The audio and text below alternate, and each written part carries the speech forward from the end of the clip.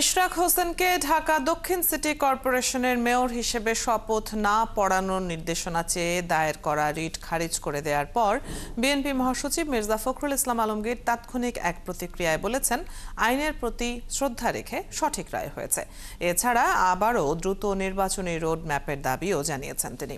গণমাধ্যমে পাঠানো এক অডিও বার্তায় এসব কথা জানান মির্জা ফখরুল। এর প্রতি সম্মান রেখে যেটা হওয়া উচিত সেই ধরনের রায় তারা দিয়েছেন। এটাতে আরেক দিক থেকে গণতন্ত্রের বিজয় হলো। আমরা জানি যে যখন মেয়র ইলেকশন হয় তখন সেটা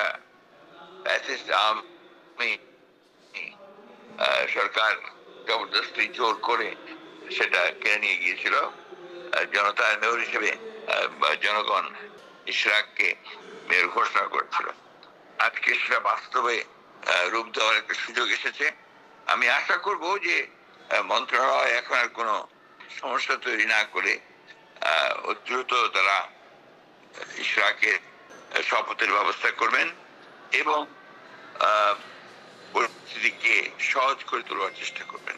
জনগণের প্রত্যাশা যে অতি দ্রুত একটা রোডম্যাপ ঘোষণা করে নির্বাচনের ব্যবস্থা করা হবে এবং চলমান যে সংস্কার আছে সেই সংস্কারের যে প্রস্তাবগুলো রয়েছে সেই প্রস্তাবগুলোকে আপনার বাস্তবায়িত করে ঐক্যমত হয়েছে, বাস্তবায়িত করবেন, বাকিগুলোকে তারা সনদের পথে নিয়ে চলমান প্রক্রিয়া হিসেবে রাখবেন।